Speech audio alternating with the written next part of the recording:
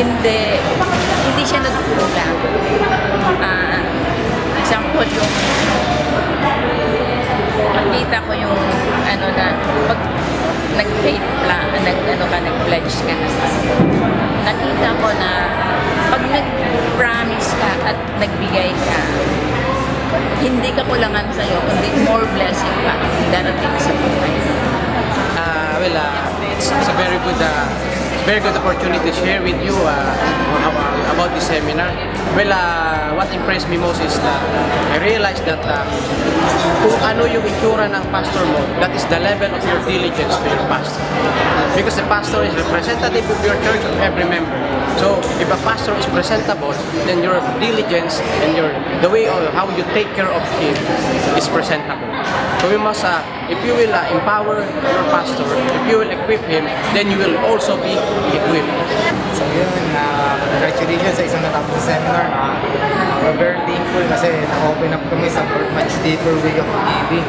And hope na marami bang matutunan yung iba ba na magiging may inspire kay Pastor Pops.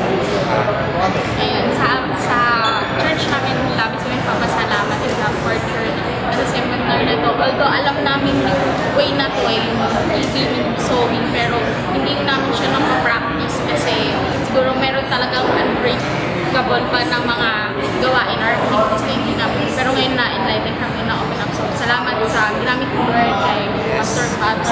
I-declare na paano nag-boom yung church ni Pastor Pops sa lahat ng mga naging committees niya, mga leaders niya, ma-impart din sa church namin and hoping and Marami kayong matulungan. yun, parang maging kaparehas din kami ng church and magkikita-kita and mapalakas.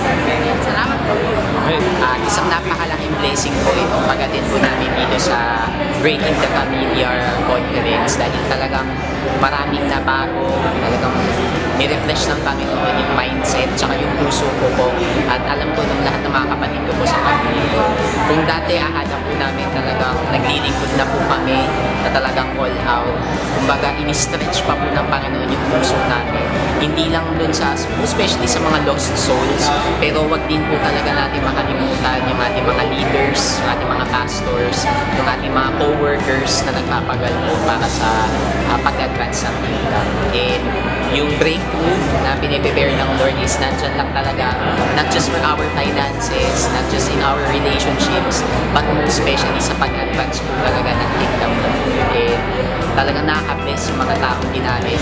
Hindi lang siya more on lecture, pero talagang tinuruan kami kung paano magkakaroon ng bagong culture sa kanya-kanya namin mga simbahan. And makikil mo talaga yung movement ng Holy Spirit across the body of Christ.